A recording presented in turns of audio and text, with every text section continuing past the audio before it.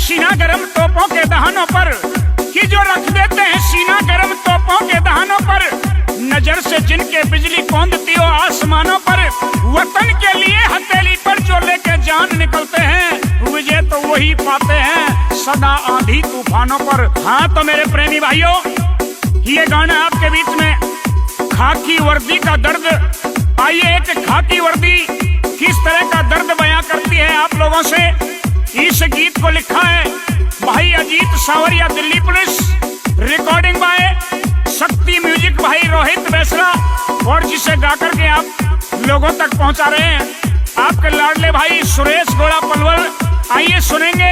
एक खाकी वर्दी का दर्द। आइए। मन पहनी खाकी वर्दी आज खाकी का दर्द सुनाता हूँ, जो मर्जी सो कह जा मानस मैं सारा सह जाता हूँ, जो मर्जी सो कह जा मानस मैं सारा सह जाता हूँ।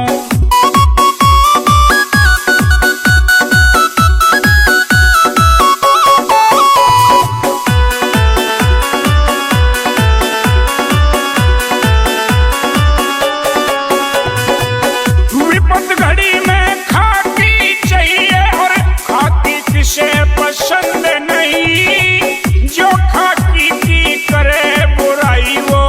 मानस अक्लमंद नहीं।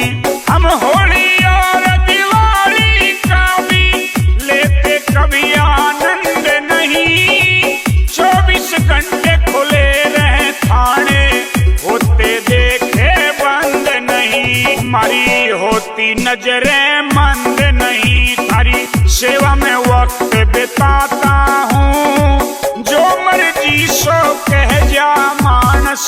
सबकी मैं सह जाता हूँ, जो मर्जी सो कह जा मानस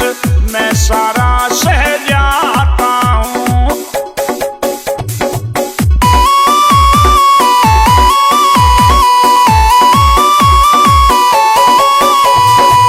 कोई मामा कोई ठुल्ला कह दे,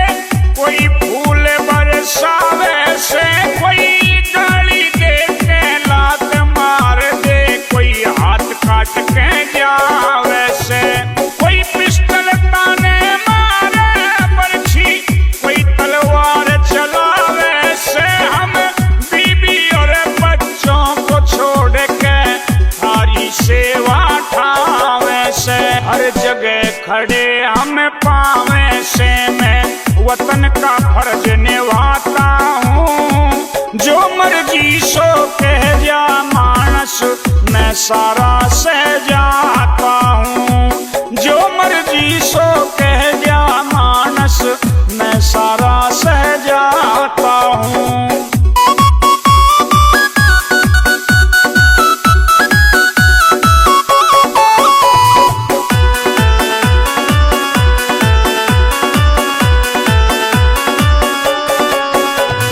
किसी के घर में घुसे सांप खाकी बन के सपेरा जावे से, हम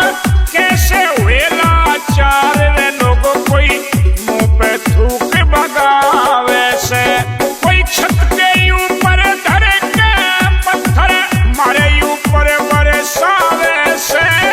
तुम घर के अंदर रहो सुरक्षित हम सबको समझावे से, ना थारी समझ में आवे से मैं इसीलिए घबराता हूँ, जो मर्जी सो कह जा मानस मैं सारा सह जाता हूँ, जो मर्जी सो कह जा मानस मैं सारा सह जाता हूँ।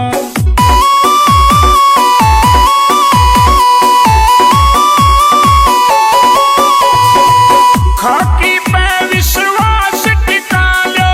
मेरे देश के नर नारी, सारा देश आगोश में ले लिया फैली बुरी